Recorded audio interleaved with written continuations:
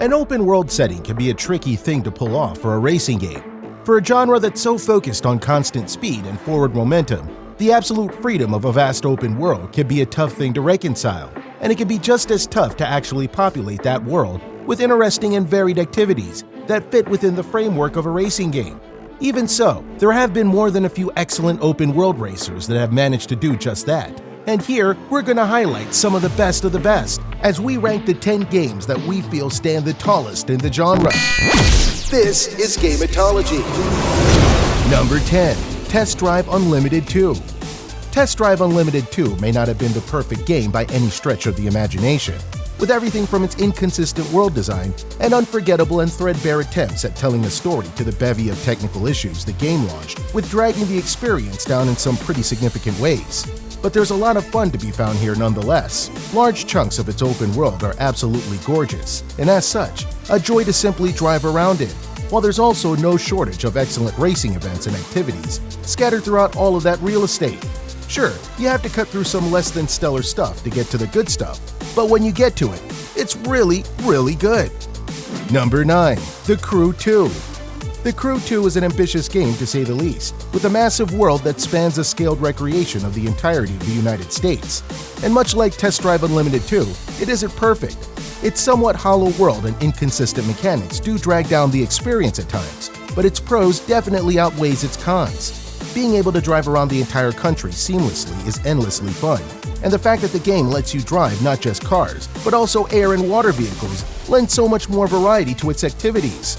Thanks to that variety of activities and an addictive progression system, The Crew 2 manages to overcome its issues to deliver an undeniably enjoyable experience. Number 8. SnowRunner. SnowRunner is easily one of the most unique driving-focused games we've played in recent years. Not only does it focus completely on an off-roading experience, the off-roading experience it does focus on is unlike any other. It's slow, methodical, authentic, and completely uncompromising in its drive to deliver a game where the sole focus is driving trucks on all manner of challenging terrains. The result is a game that might not be the most accessible and might even prove to be frustrating for some, but if it does click with you, there's really nothing else quite like it. SnowRunner's dedication to its mechanics is admirable, and getting to grips with those mechanics is rewarded with a thoroughly enjoyable and satisfying experience. Number 7. Midtown Madness. Midtown Madness might be well over 2 decades old at this point, but its quality is timeless. Even today, it stands out as one of the most unabashedly fun open-world racing games ever made. Because really, first and foremost, that's what the game was concerned with above all. It wanted you to pick a car and drive around in its open-world, Chicago recreation with nothing but fun on your mind. And the absolute carnage that it drummed up in its world and in its variety of activities was consistently a blast. The fact that the game will go on to lay down the foundations for the Midnight Club series speaks volumes about its legacy. Speaking of which, Number 6. Midnight Club, Los Angeles. Rockstar might be wholly focused on Grand Theft Auto and Red Dead Redemption in today's day and age, but they have more than a few excellent dormant franchises under their belt that fans fondly look back on to this day.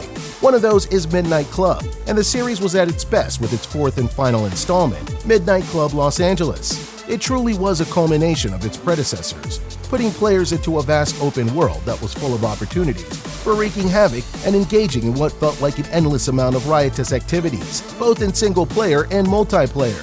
Sure, it shoehorned a rather bland story into the experience, but at the end of the day was an open-world racer. Midnight Club Los Angeles was an impressive achievement.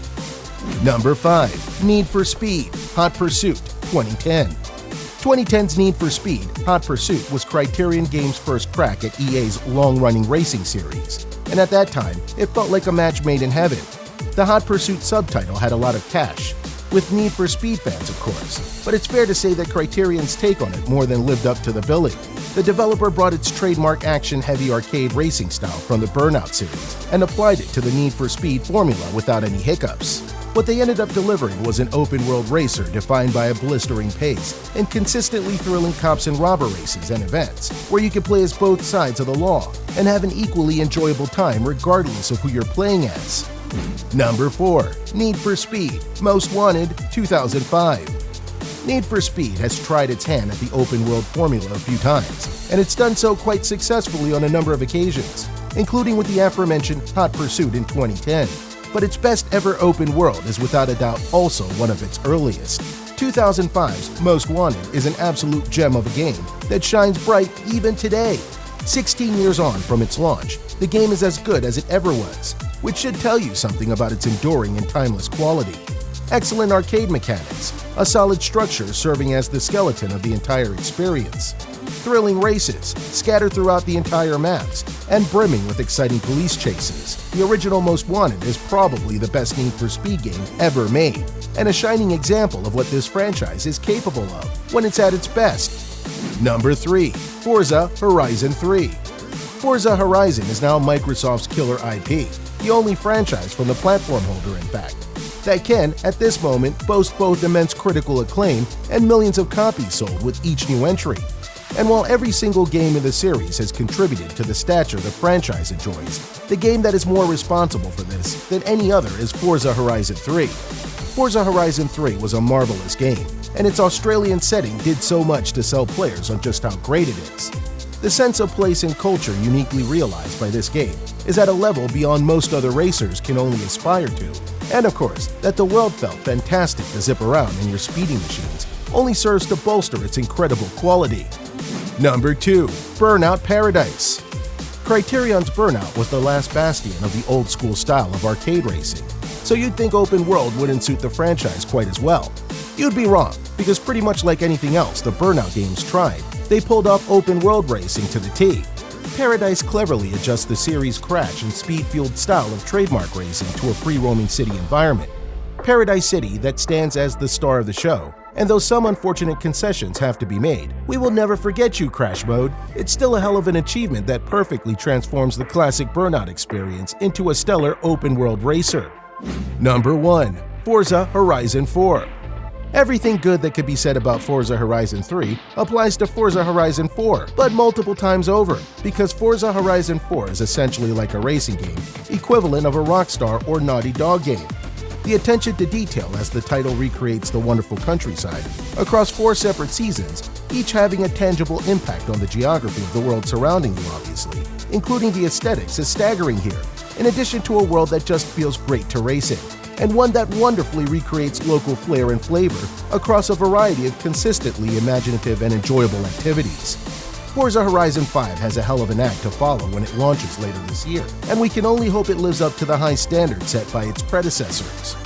And there you have it, folks. We just revealed the top 10 open-world racing games that you must try. Let us know how it goes by leaving us a comment. Thanks for watching, and we'll see you in the next one.